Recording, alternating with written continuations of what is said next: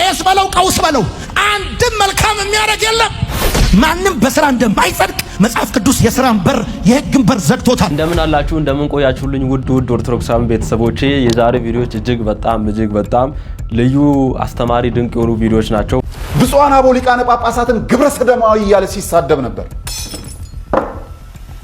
አባቶች ዝም ካላችሁ ስድቡ ተመችቷችኋል ማለት ነው። ውሰዱ አሁን ውሰዱ ኖራም በአለገይ ሁሉንም እንመለከታለን። ምንም ዛሬ አላወራም። አብረን ያሉ ቪዲዮችን እንመለከታለን። በማል ጣልቃ እየገባው ከዚህ ቀደሙ አላወራም። ሁሉንም በጥሞና አብረን እንከታተላለን። እስከ ፍጻሜ ተከታተሉ። ዲያቆን ኃይለ ሚካኤልን ሰብስክራይብ ካላደረጋችሁ አሁኑኑ ሰብስክራይብ አድርጉ። የሰማችሁትን ሌላው አሰሙ። ይሄንንም ሌሎች ሰዎች እንዲደርሳቸው ሰብስክራይብ አድርጉት፣ ሼር አድርጉት፣ አዳርሱት። ተመራችሁ ሌላው አድርሱት። የተጠቀማችሁበት ሁሉ ጻፉልን። እግዚአብሔር ይባርካችሁ፣ ፊቱንም ያብራላችሁ፣ እመቤቴ አትለያችሁ፣ ክፉ አይንካችሁ። ብፁዓን አበው ሊቃነ ጳጳሳትን ግብረ ሰዶማዊ እያለ ሲሳደብ ነበር። አባቶች ዝም ካላችሁ ስድቡ ተመችቷችኋል ማለት ነው፣ ወይም እውነት ነው የተናገረው ማለት ነው። ስለዚህ ግብረ ሰዶማውያን ካልሆናችሁ የታየህም ብላችሁ ቢያንስ ለቤተ ክርስቲያን ሳትሉ ቢያንስ ስለ ድንግል ማርያም እንትታችሁ ስለ ጻድቃን ሰማዕታት ትታችሁ ስለ ስማችሁ ብቻ ስትሉ ሕግ አስከብሩ። ብፁዓን አባቶችን ግብረ ሰዶማዊ ሲል ሲሳደብ ነበር። ተውት ቤተ ክርስቲያንን ስለ ስማችሁ ስትሉ ቢያንስ አባት ናችሁና አባትነታችሁን እንድናከብር በልጆቻችሁ ፊት ሞገስ እንድታገኙ ስለ ስማችሁ ስትል በሕግ ፊት ተፋረዱት። ይሄንን ሰውዬ ለመክሰስ ምንም አያስፈልግም። ቪዲዮዎቹ በቂ ናቸው። ላኩልን ካላችሁ መሸከም ከምትችሉት በላይ እንልክላችኋለን። በእርግጠኝነት እኛ ከምንልከው በላይ ደግሞ እናንተ ታውቁታላችሁ። የሆነ ጊዜ በጋሻው ራሱ መንፈስ ቅዱስ ገልጦለት የወደፊቱን የሚሆነው ነገሮችን በግልጥ የተናገረበት ቪዲዮ አለና እሱን ቪዲዮ ሁላችሁም ተመልከቱልኝ። በመጀመሪያ ግን የኔን ቲክቶክ ሻዶባን ስር ስለገባ ሁላችሁም ሪፖስት ኮፒ ሊንክ አድርጉልኝ፣ ለብዙ ሰው ሼር አድርጉልኝ ቪዲዮ እንዲታይ ሁላችሁም። በዚህ ሃይማኖት ምንም አይነት ጥያቄ እንዳይገባችሁ ንጽሕት ሃይማኖት፣ ቅድስት ሃይማኖት፣ ርትዕት ሃይማኖት፣ ዘመንን አቋርጣ ከዘመናት በኋላም የምትኖር ሃይማኖት ኦርቶዶክሳዊት ሃይማኖት ናት። እንድትመለሱ እንድትመጡ ወደ እናት ቤተክርስቲያን ጉያ እንድትገቡ እግዚአብሔር ይርዳችሁ። ሰዎች አይደሉም፣ መንፈስ ቅዱስ መንገዱን ያሳያችሁ። በቃ ይሄንን ነው የምንላችሁ። የተበተኑት ወገኖቻችንን ሁሉ ይሰብስበልን። ከዛ በተረፈ ዘመኑ የምንስትበት እኛ ብቻ አይደለም የተመረጡት እንኳን ሳይቀሩ ይላል ወጥተው የሚሄዱበት ጊዜ ይመጣል ነው። እኛ ዛሬ መቆማችንን እናውቃለን፣ ነገ ግን ምን እንደሚፈጠር አናውቅም። የሰበከኝ አስተማረኝ ያቆመኝ ሰባኪ እሱ ወደዛ ሄዷል፣ እኔም ልሂድ እንዳትሉ። እኛ ንፋስ እንደሚመታው ማዕበል ወዲያም ወዲህም ልንል እንችላለን። አሁን የሰበክንላችሁ ሃይማኖት ግን ይሄም የምስክር ቃል፣ ይሄም የምታዩት የቴክኖሎጂ መሳሪያ የቴሌቪዥኑ መስክሪን ምስክር ይሆኑ። በዚህች ሃይማኖት ጥርጥር እንዳይገባችሁ፣ በዚህች ሃይማኖት ምንም አይነት ጥያቄ እንዳይገባችሁ። ንጽሕት ሃይማኖት፣ ቅድስት ሃይማኖት፣ ርትዕት ሃይማኖት፣ ዘመንን አቋርጣ ከዘመናት በኋላም የምትኖር ሃይማኖት ኦርቶዶክሳዊት ሃይማኖት ናት። እግዚአብሔር በዚህች ሃይማኖት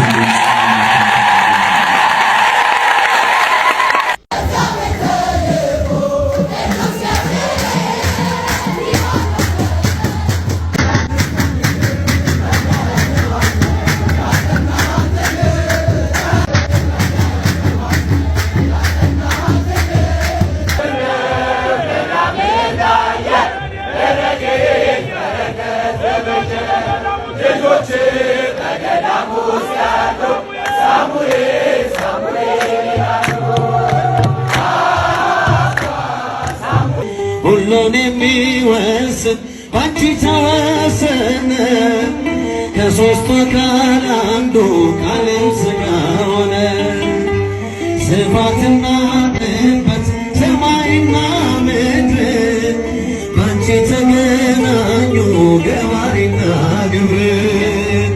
ይህን ባሰብኩ ቁጥር ልቤ ይመሰጣል። በላይ ፍቅርስ እንዴት ይገለጣል? ሰባቱ መቅጦላይት ወዴት ተጋረዱ? ሰባቱ መብራቶች ወዴት ተሰናዱ? ታናሽ ታናሽ ሙሽራ ነሽ ባንቺ ላይ ሲፈጸም እንግዳ ስራት። ዝላይን በተመለከተ ቢያንስ እንኳን ሁለት የመጽሐፍ ቅዱስ ጥቅሶች መያዝ ትችላላችሁ። የሉቃስ ወንጌል ምዕራፍ 1 ቁጥር 41 ላይ ያለውን ነው ብዙ ሰው ለዝላዩ ምክንያት የሚያነሳው። ሲጽንሱ በሉ በማህፀኗ ውስጥ ዘለለ። ከሁሉም ሀተታውን እንቶ እኔ ሁሌም ነው የሚገርመኝ። አሁን ይሄን ጥቅስ ሰው አንስቶ መሬት ላይ እንዴት ይዘላል? የዘለለው እኮ ማህፀን ውስጥ ነው። ገብቷችኋል? ምን የሚሉት ፍቺ ነው? ሲጀመር በኋላ ላይ አንድምታ ትርጓሜውን መጽሐፉን ራሱ አሳያችኋል።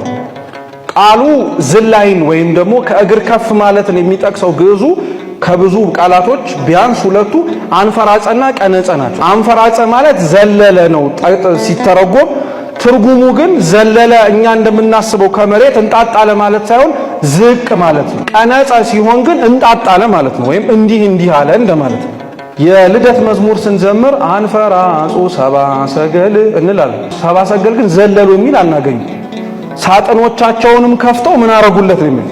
ሰገዱለት ነው የሚለው። አያችሁት? አንፈራጸ እንኳን ለዛ ሰገዱለት ተብሎ ነው የተረጎመው።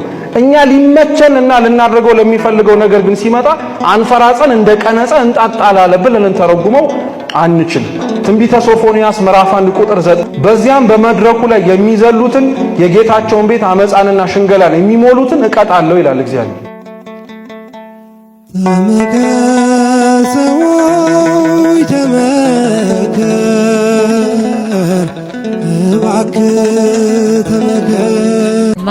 የሳውዲው አልጋውራሽ መሐመድ ቢን ሳልማን በሳውዲ አረቢያ የመጀመሪያውን ቤተ ክርስቲያን ለመክፈት ተስፋ ሰጪ ጅምር እንቅስቃሴዎች በማሳየት ተራማጅ መሪ መሆናቸውን እያሳዩ ይገኛሉ። የአሜሪካው ኢንሳይደር ድረገጽ ባወጣው ዘገባ በሳውዲ አረቢያና በአልጋውራሹ ልዑል መሐመድ ቢን ሳልማን በመንግስቱ ውስጥ ያሉትን ክርስቲያኖችን በተመለከተ አዲስ ተስፋ አሳይቷል። በሳውዲ አረቢያ የሚኖሩ 1 ሚሊዮን ተኩል የሚሆኑ ክርስቲያኖች ሃይማኖታዊ ስርዓታቸውን በይፋ በመተግበር ላይ ችግሮች ቢያጋጥሟቸውም የመጀመሪያው ቤተ ክርስቲያን በግዛቱ በሳውዲ ውስጥ እንዲሰራ ይፈቀድለታል ተብሎ ይጠበቃል ሲል የአሜሪካው ድረገጽ ዘገባ አመላክቷል። በመንግስቱ ውስጥ ያሉ ክርስቲያኖች በአንዳንዶቹ ላይ እስራትና መሰደድ ቢያጋጥማቸውም ከጉዳዩ ጋር በተያያዘ የሚሰሙት ድምጾች በመጪዎቹ ጊዜያት ትልቅ ለውጥ እንደሚመጣ የሚጠቁም መሆኑን ጣቢያው ገልጿል። በሪፖርቱ መሰረት የመንግስቱ አልጋውራሽ ልዑል መሐመድ ቢን ሳልማን እንደ ኤሮፓውያን አቆጣጠር በ2017 ስልጣናቸውን ከተረከቡ ጊዜ ጀምሮ ማሻሻያ ቢያደርጉም የእምነት ነጻነት እድገት አዝጋሚ ነው ብሏል።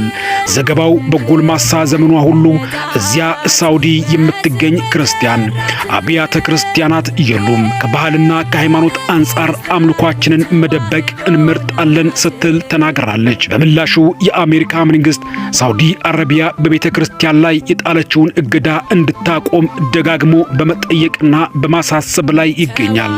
ሳውዲ አረቢያ ከእስልምና በፊት ጣዖት አምላኪያን የሆኑ ቁረይሾች ይኖርባት የነበረችና ከእስልምና ውጭ ሌላ የእምነት ማንነት ያስተናገደች ሀገር እንደሆነች ማስተዋስ ይገባል እንጂ ቤተ ክርስቲያን ሰርቶ ማስረከብ ያስጠላል እንዴ? ባይሆን ማዳን ባትችሉ ለእናንተም በልባችሁ ጽላት ጻፉልኝ፣ ስትወልዱም ለልጆቻችሁ ንገሩልኝ፣ ልጆቻችሁም ለልጆቻቸው ይንገሩልኝ። ስለ እግዚአብሔር አደራ አላችኋለሁ። ግፌ መሬት ላይ መፍሰስ የለበትም። ግፌን ለትውልድ ሁሉ ንገሩልኝ። እኔ የሚያስጠይቀኝ ነገር የለምና ያለው በረሃ ነው አይደለም እንዴ?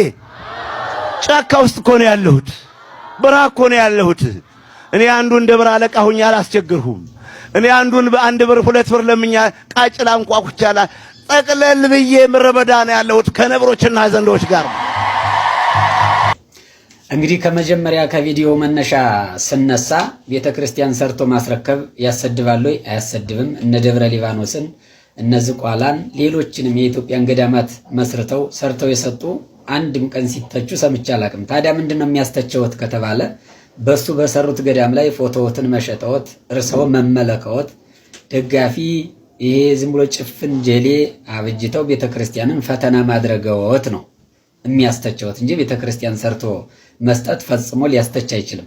በሁለተኛ ደረጃ እንደሰማችኋቸው ይሄን ግፌን መከራዬን በልባችሁ ጽላት ጻፉልኝ፣ እስከ ልጅ ልጅ ንገሩልኝ። ይሄ ንግግር አደገኛ ነው። ሐዋርያት እየዞሩ ሲያስተምሩ የነበረው በልባቸው ጽላት በምዕመናንም በእነሱም እንዲጻፍ ሲያስተላልፉ የነበረው የክርስቶስ መሞት መሰቀል በግፍ ለሰው ልጆች መገደሉንና ስጋውን ደሙን ሰጥቶ በመጨረሻም ማረጉን ነው ሲሰብኩ የነበረው እንጂ እኛን በልባችሁ ጽላት ጻፉን፣ ስለኛ ስበኩ፣ ለዓለም ንገሩ ፈጽሞ አላሉም። የሐዋርያት ስብከት አይደለም፣ የቤተ ክርስቲያኒቷ ስብከትም አይደለም። በመጨረሻም እንግዲህ ያስተላለፉት መልእክት ምንድነው? እኔ የበረሃ መናኝ ነኝ፣ ከነብሮችና ከዘንዶች ጋር ነው የምኖር አሉ። ይሄ ልል የሚለው የሚያጨበጭበው ህዝብ ዘንዶና ምንድነው አንበሳና ነብር ሆነ እንዲህ ወገን? እኔ ያልገባኝ እሱ ነው። ይሄ ልል የሚለው ህዝብ ነብርና አንበሳ ነው እንዴ? እስኪ መልሱልኝ። የምሬ ነው። እንዲህ በበረሃ ነው የምኖረው አሉ። አሜሪካ ሄዱ ይል እንዴ? ወንቅሸት በረሃ ነው እንዴ? በዚህ ሁሉ ህዝብ ተከበው የምን በረሃ ነው? አረ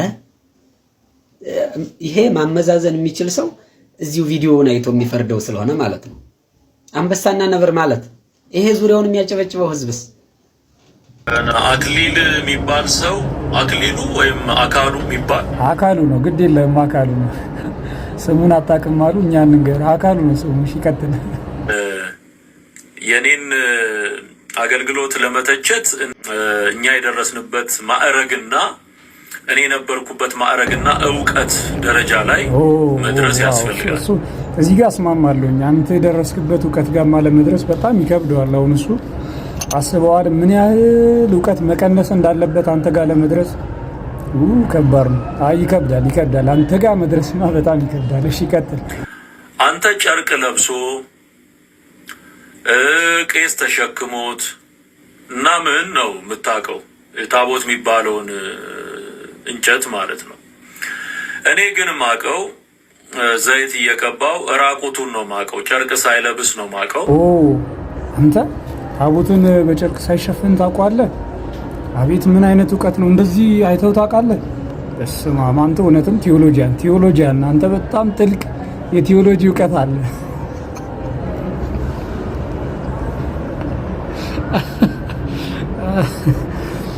ወይ ፈጣሪ! አስባችሁታል? ዲያቆን አትናቴዎስ ለሊቀ ጳጳሱ አሪዮስ ወልድ ፍጡር እንዳልሆነ መልስ ሲሰጠው አሪዮስ አንተ ገና ምን አውቀህ ነው እኔን ለመተቸት እኔ የደረስኩበት ማዕረግና እኔ የደረስኩበት እውቀት ጋር መድረስ አለብህ ሲለው ወይ ፈጣሪ! እኔ እንደዚህ አይነት ሰዎች ምን እንደሚሻላቸው አላውቅም። በጣም ለዘመናት በጥሬነቱ የቆየ በጣም የቀነጨረ እውቀት ያላቸው ሰዎች በምን እንደሚለወጡም አላውቅም። መች እንደሚበስሉ እግዚአብሔር ይወቀው። ቢያንስ ትንሽ እንኳን በእውቀት አፕዴት ቢያደርጉ፣ ይሄ በእውቀት እንኳን ባድጉ፣ ቢያንስ በብስለት እንኳን ትንሽ አደግ ቢሉ ምንኛ መልካም ነበር መሰላችሁ። ለዘመናት ስታያቸው እዛው ጥሬነታቸው ላይ ናቸው። ምን እንደሚሻላቸው አይታወቅም። ብቻ ወንድማችን ቴዎሎጂያኑን እንግዲህ ሰምታችሁታል። እንግዲህ እሱ ትልቅ እውቀት ያለው ቴዎሎጂያን ነው እና ወንድማችን አካሉ እሱ ጋር ስለማደርስ ልጁን አተቸው፣ ቴዎሎጂያኑን አተቸው። ወዳጅ ማለት ምን ማለት ነው? ወዳጅ ማለት የሚረዳ ነው እንጂ ድግስ ሲሆን እየበጣ የሚበላ አይደለም። ወዳጅ ማለት የሚረዳ፣ እስቲ የሚረዳ በሉ። አዎ የሚገነዘብ፣ በእኛ ቦታ ሆኖ የሚታመምልን። ልክ አሁን በቀደም ስል ነበር ጉባኤ ቤት ላይ ሲናገር ነበር። የገጠር እናቶች ናቸው ጥሩ ምሳሌ ለዚህ። የገጠር እናቶች እንጀራ ርቦኝ ብላችሁ ሰጣችሁ እንደዚህ ዋጥ ስታረጉት ምን አቅማዳ ነው አይደል? እናት የርቦት ነው የሚሉት ማለት ነው።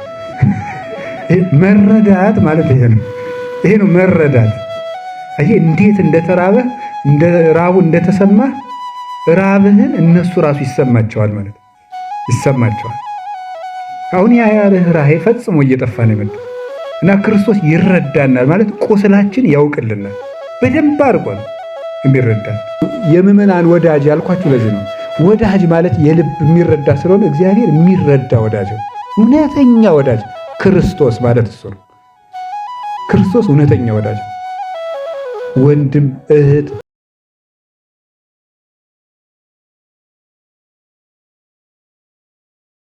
ያላንተ ጌታ ደስታ መቻለ ያላንተ አምላኬ ሕይወት መቻለ ስምህን ጠርቶ የተማጸነ ከእሳትም ወጣ